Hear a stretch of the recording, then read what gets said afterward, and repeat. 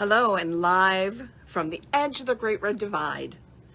This is the Heartland Mamas podcast. I'm your host, Heidi Henry.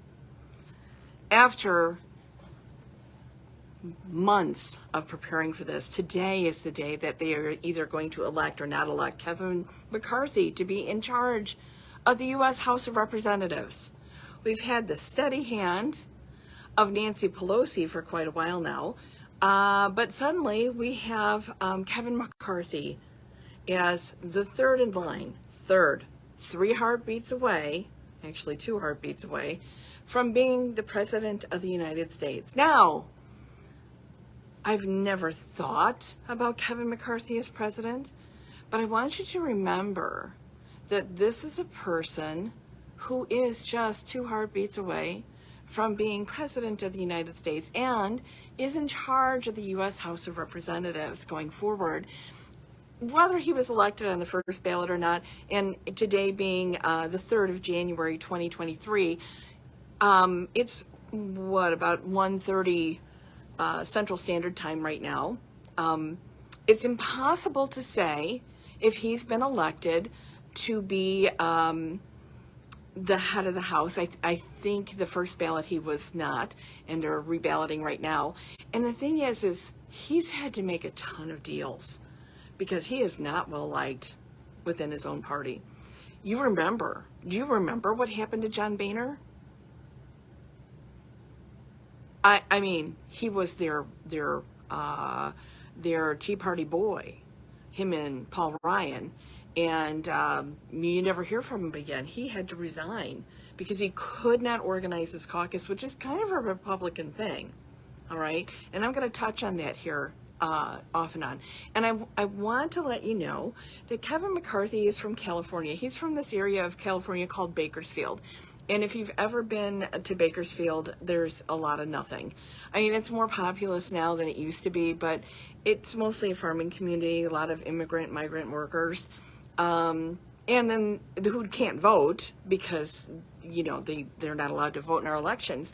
It's just the producers, the farm owners, landowners that have the right to vote in Bakersfield, and they elect people like Kevin McCarthy.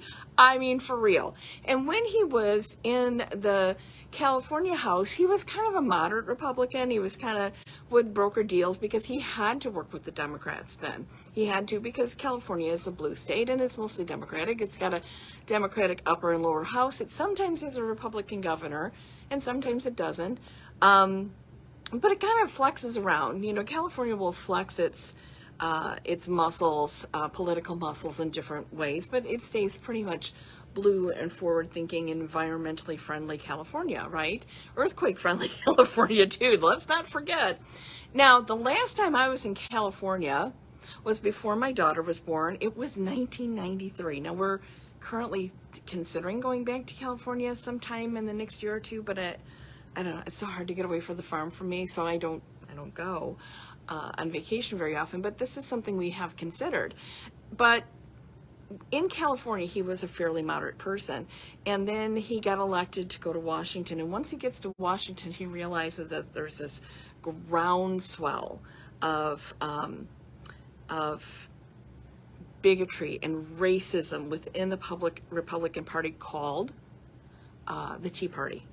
This was the very beginning of the end of the Republican Party, okay, where he was probably a Reagan type of Republican where he'd harm anything and everything he could in the name of being Republican and being an asshole because, that's Kevin McCarthy. When he goes to Washington, he realizes, I can be an even bigger asshole. And that's what my party expects of me. If I'm going to build a constituency within the Republican Party, I'm going to have to be an asshole. And there he is.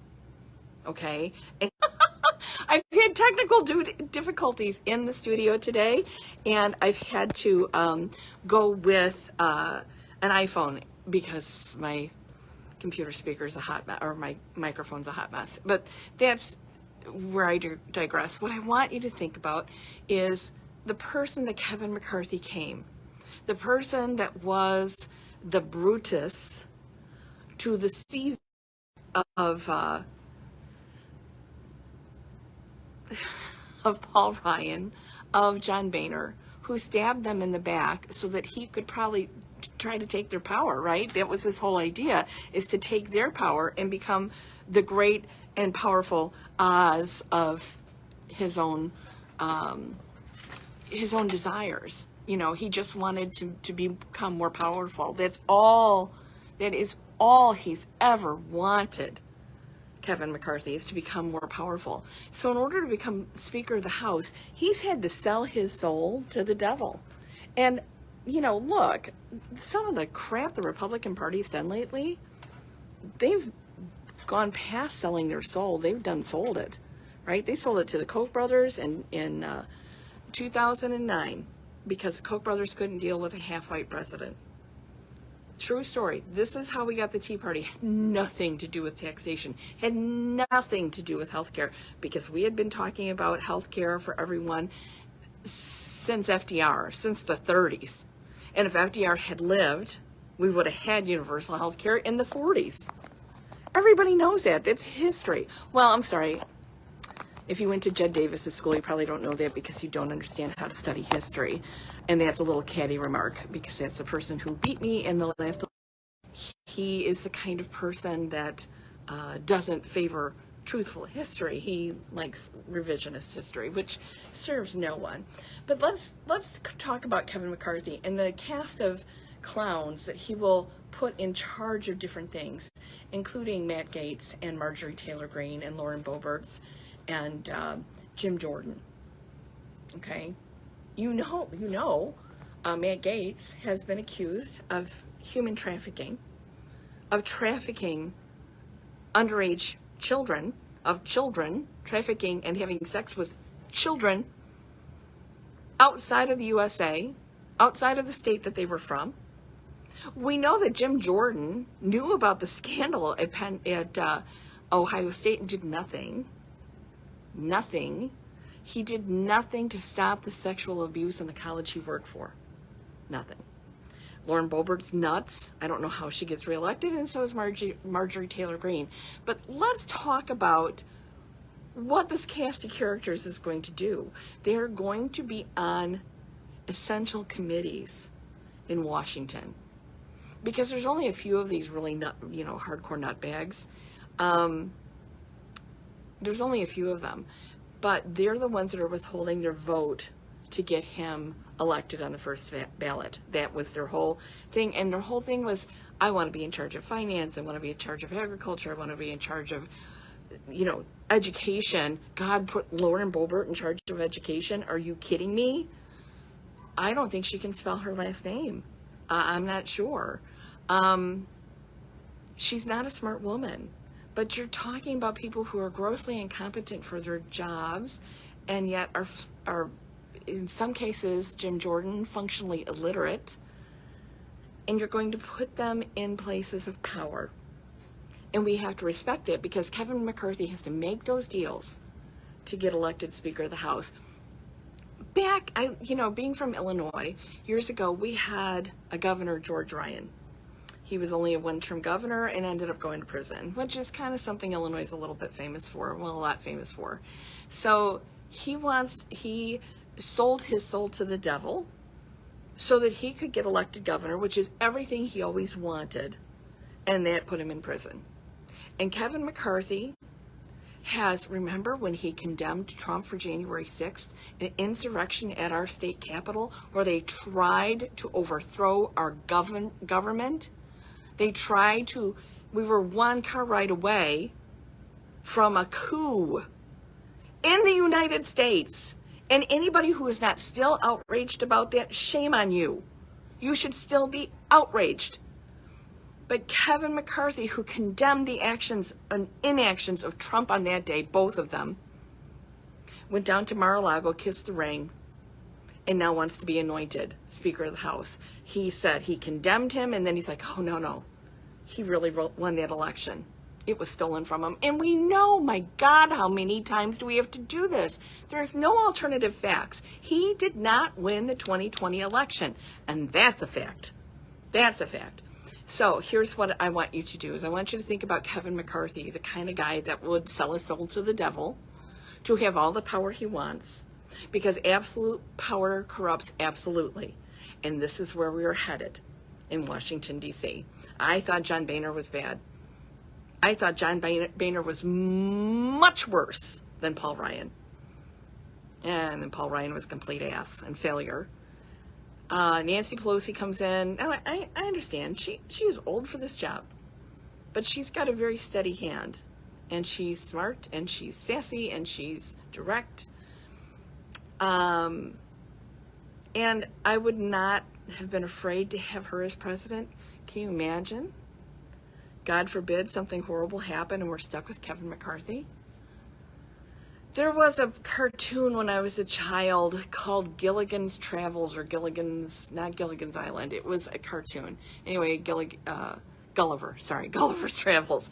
And there was a guy in there that would say, a little Lilliputian that would say, "We'll never make it." That's what I hear in my head when I think of Kevin McCarthy in charge of anything. We'll never make it. Because whatever it is, he's going to F it up. He has no ability not to. He sold his soul to the Koch brothers. They own it. The Koch brothers, there's only one left, but their foundation lives on. And the crazies that took over Washington because we had a half-white president, we are still dealing with that. And the fact that we're dealing with incompetence and tolerating it in the Republican Party, gross incompetence, and you tolerate it because we always vote R. And on Thursday, we're going to talk about what that's gotten us into. Every recession in modern times, every increase in the deficit goes back to a Republican president, a Republican administration.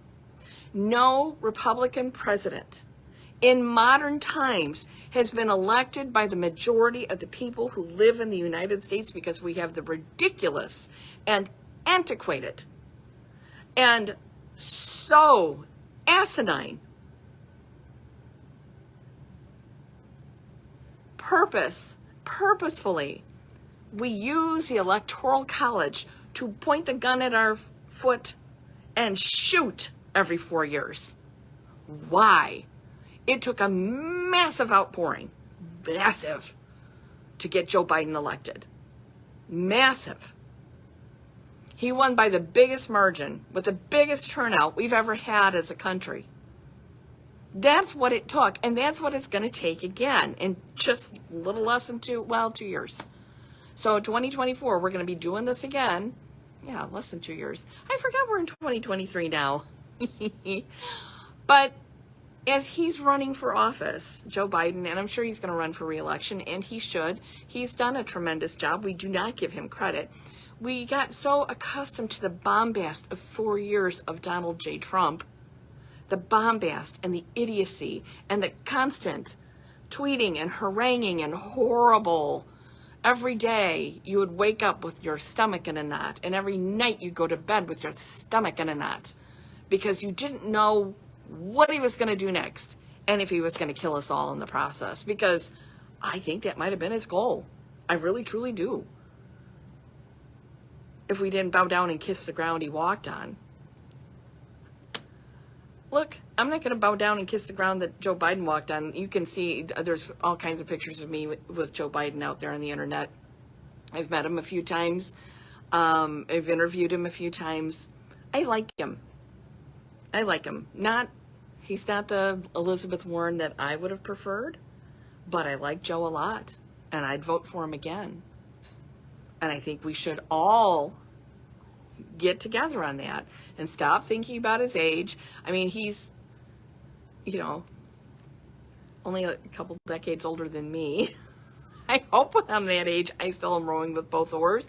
My experience with people that age, my father included, have been really good, right? My dad was inventing stuff when he was Joe's age. He was still working. He was a very creative mind, and he was a mechanical engineer that was always inventing and doing things. So my opinion of people of Biden's age is that, yeah, they're probably not going to go skydiving, or maybe they will. They're not going to go downhill skiing in a race. They might move a little slower, be a little less flexible. I don't know. I really haven't examined that about our current president. But their brain still functions at a very high level. And they get shit done because they've got so much experience. I don't see any downside in voting for Joe again. So I'm there. I'm 100% in on that.